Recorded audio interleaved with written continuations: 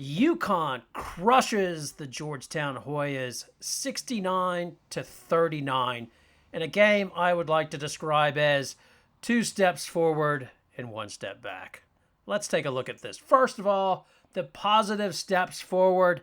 Azzi Fudd is back. She made her return. As you are aware, Azzi has been out the last 15 games due to her re-aggravation of her right knee injury. She played 17 minutes off the bench. She got 10 points and 4 assists. And overall, it looked like she was moving pretty well. The most interesting point in the post-game press conference, Fudd was talking about how her knee actually feels better than the first time she came back. So she had a whole week of practice this week and said it was really feeling good. And she was pretty confident, had the usual pregame nerves, but got into it.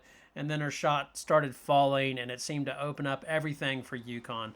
So, obviously in the press conference, both Aaliyah Edwards and Fudd and Gino all seemed pretty damn happy with the state of play in terms of where Azzi Fudd is at and what this might mean for UConn moving forward. The other positive on the injury front was that Dorka returned, and she looked like pretty much her normal self as well. So that injury part looked pretty good in terms of players coming back. The second positive in the game was that UConn actually looked good. They got a double-digit win. That's the first time since they beat Tennessee on the 26th of January. I can only imagine how miserable practice was over the last week for the UConn players, but they came out looking sharp on defense and offense. Aaliyah Edwards talked about having Fudd out there on the court. Just gives the team more confidence and overall just helped their overall play be sharper. In comparison to the last press conference,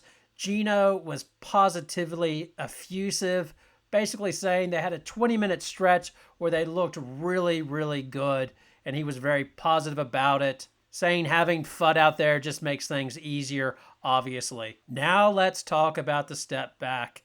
Of course it's injuries. It's always injuries with UConn, and this game was no different. Unfortunately, Caroline Ducharme got hit in the back of the head by Aaliyah Edwards at the 3:10 mark of the second quarter. Unbelievable. Aaliyah Edwards will need to get the Friendly Fire Award at the season end banquet. As first she took out Fudd, and now she's taken out Ducharme.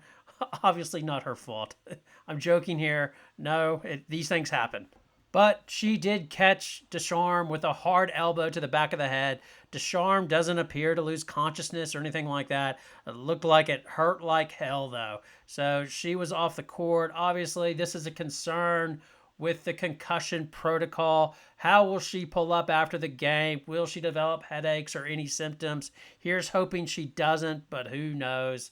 Auriemma was he was optimistic after or during the press conference, saying that the expectation is that she will be able to play tomorrow in the tournament conference championship game, but to be determined. It's a head injury. We never know with these. A little bit off the subject, but head injuries are always a big deal. In my little area of the world, Australia recently had a big lawsuit by the AFL, that's the Australian Rules Football Players, class action lawsuit in terms of concussions and how they were managed. And then just last night, funny enough, other code of football they play here, rugby league, they have put in a protocol where they have an independent doctor watching the games and calling players off, much like the NFL. But one of the coaches, Ricky Stewart, an ex-player who coaches, was extremely unhappy because his star player got taken off the paddock at the very end of the game and might have cost them a victory.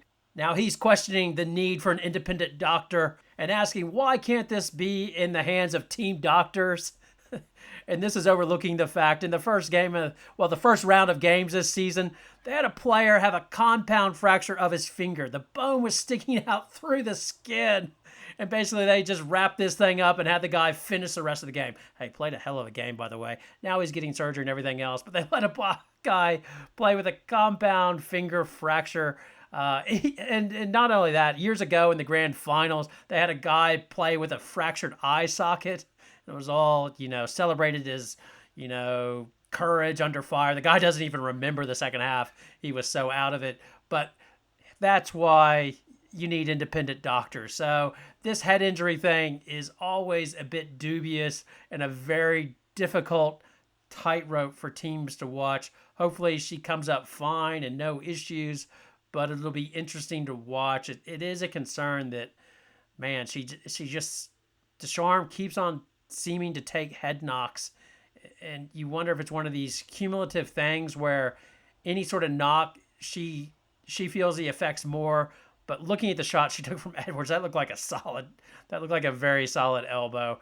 Unfortunate for her, but here's hoping she comes up healthy and able to play in the finals. As I think everybody's wanting to see if a relatively healthy UConn with the players you expected to have going into the NCAA tournament can make a run to the Final Four. So anyway, here's hoping.